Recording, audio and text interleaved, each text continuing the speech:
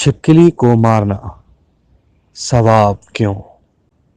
امام علی کی خدمت میں ایک شخص آیا اور دست ادب جوڑ کر عرض کی کہ اے ابوالحسن، چھپکلی کو مارنا ثواب کیوں سمجھا جاتا ہے؟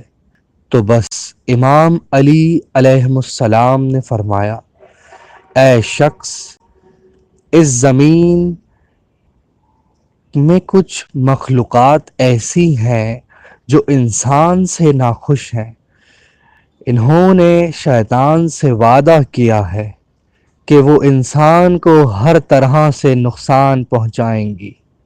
ان میں سے ایک چھپکلی ہے، اور اس خاندان سے جڑی مخلوقات ہیں، تبھی اس کو مارنا گناہ نہیں۔ تو بس اس نے کہا، یا علی، آپ نے اس خاندان سے انسانوں کی دشمنی بتائی ہے اور فرمایا کہ اس نے شیطان کی بیعت کی، ایسا کیوں؟ تو امام علی نے فرمایا، حضرت آدم علیہ السلام کی خدمت سے لاکھوں سال پہلے اس زمین پہ چھپکلی کا خاندان رہا کرتا تھا، اور وہ دن بدن بڑھتا رہا اور یہاں تک کہ اس زمین کو دوزخ کی مثل بنا دیا۔ یہاں اس خاندان نے اتنا ظلم کیا کہ اللہ نے اس زمین پر عذاب نازل کر دیا اور اس طرح اس نسل کو ختم کر دیا، سوائے کچھ کے کہ وہ بچے جو بہت ہی چھوٹے تھے، وہ زمینوں اور غاروں اور پانی میں چھپ گئے۔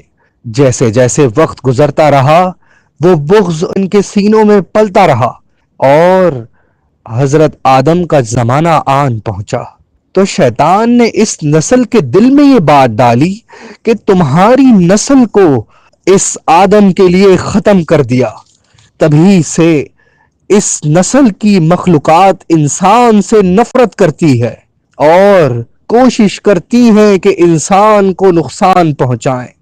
یہ واحد خلقت ہے، جب یہ وہ واحد مخلوق ہے کہ جب نمرود نے ابراہیم کو آگ میں ڈالنے کا فیصلہ کیا تو ہر جانور آگ کو بجھا رہا تھا اور یہ خوش ہو کر آگ کو بھڑکانے میں مصروف تھی۔ تبھی سے اللہ سبحانہ و تعالی نے اس پر لعنت بھیج دی اور اس کو مارنا یا گھر سے بھگانا باعث ثواب قرار دے دیا۔